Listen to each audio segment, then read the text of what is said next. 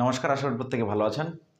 তো আজকের যে বিষয়টি আলোচনা করছি বা জানতে চলেছি সেটা হচ্ছে কি, এই যে আমরা রিসেন্ট যে শুনতে পাচ্ছি প্রত্যেকের মুখে এনআরসি, এসআইআর বিষয়টা নিয়ে। তো আজকের আমরা জানবো what is the basic difference between SIR and NRC. Actually পার্থক্যটা কোথায়, মূল পার্থক্যটা কোথায় এবং এদের উদ্দেশ্যটা কি, what is the main objective SIR and এনআরসির। তো চলো খুব সহজ সরল ভাষায় আমরা আজকে বুঝি এবং ভয়ভীত না হয়ে জিনিসটিকে জানার চেষ্টা করি।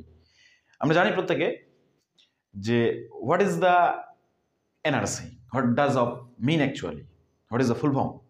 NRC means national register of citizens.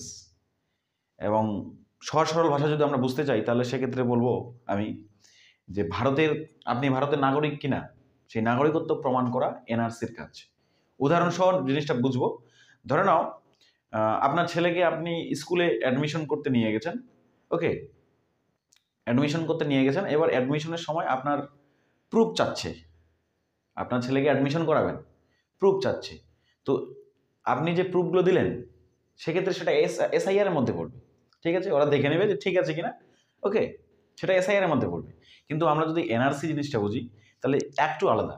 এবার আপনার ছেলে বা মেয়েকে অ্যাডমিশন করে দিলেন, এবার ইনস্টিটিউশন, যে কোনো সেটা ইনস্টিটিউশন হতে পারে, ইনস্টিটিউশন তখন ঠিক করলো যে ওই স্টুডেন্টটা আমাদের ছাত্র হয় কিনা, আমাদের স্কুলের, আমাদের ইনস্টিটিউশনের। যখন ওরা একটা ফাইনাল মেরিট লিস্ট বার করবে যে ডেফিনেটলি ওই স্টুডেন্টটা আমার ইনস্টিটিউশনের ছাত্র, তাহলে সেক্ষেত্রে সেই স্টুডেন্টটা কি নাগরিকত্ব সেখানকার পেল। ইট মিনস আমরা বুঝতে পারছি, ঠিক আছে, সবারই কাছে ক্লিয়ার হলো যে আমরা আসল ভাষায় বা সহজ সরল ভাষায় যদি বোঝার চেষ্টা করি যে এসআইআর মিনস যেটা, সেটা হচ্ছে কি স্ট্যান্ডার্ড আইডেন্টিফিকেশন রিকোয়ারমেন্ট, মানে প্রুফ।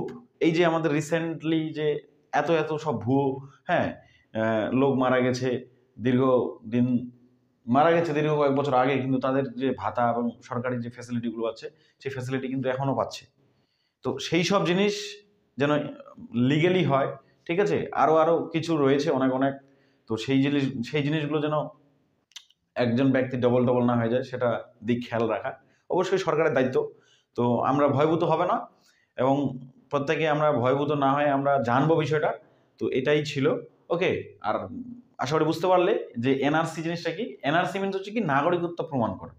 হ্যাঁ, নাগরিকত্ব, অ্যাকচুয়ালি নাগরিকত্ব প্রমাণ করাই এর উদ্দেশ্য আসল। তো এই ছিল আজকের ভিডিওটি। যদি ভালো লাগে তাহলে অবশ্যই শেয়ার করো, লাইক করো। ওকে, পাশে থাকো এই বলে শেষ করছি আজকের এই ভিডিওটি। এবং নিজের খেয়াল রাখো, পরিবারের খেয়াল রাখো।